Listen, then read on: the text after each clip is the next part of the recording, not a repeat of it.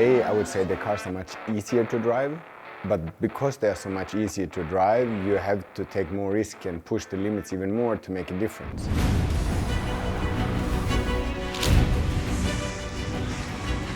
In the 80s, it was very competitive because it was a lot of drivers and a lot of manufacturers involved, so it was more people maybe who could win a rally. To handle those cars from the past was a lot more difficult, and that's why it happened more mistakes, and that's why the time deltas was bigger. We had longer rallies and day and night, so we could have a bit of a problem and still sort it out and come back in the rally.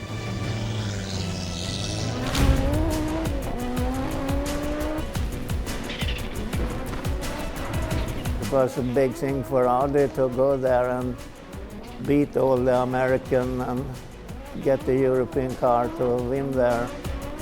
I must admit, I think I would have enjoyed that era more than the one you're fighting for hundreds and tens of a second. Today you have to be really super fit to gain those hundreds and tens of a seconds. You break it down more in detail, in discipline today, and as in the past it was more talent that was overruling everything else.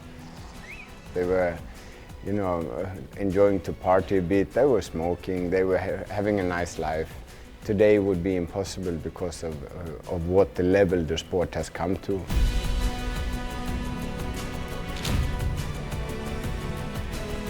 It was a bit crazy idea to do that, but okay, then when you saw it, it was quite fantastic actually.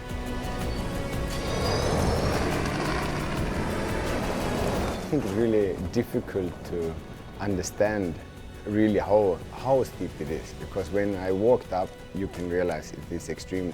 When you stretch the limit so far, people also ask you if it's real. But I know how it was, as I was in the car.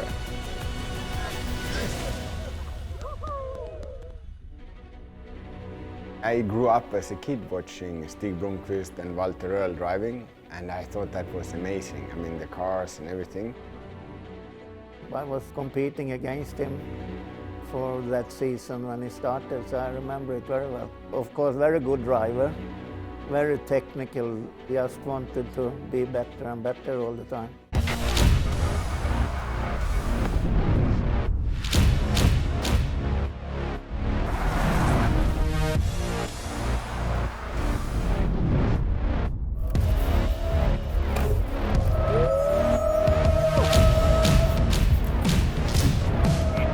I was really surprised that you could play with the car and get it sideways and feel a real balance.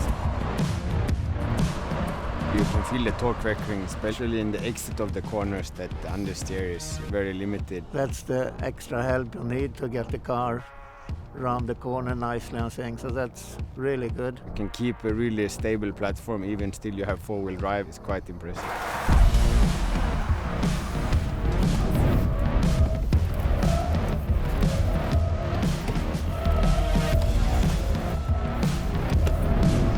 Pushing hard and having fun. Now it feels like a proper quattro again, really.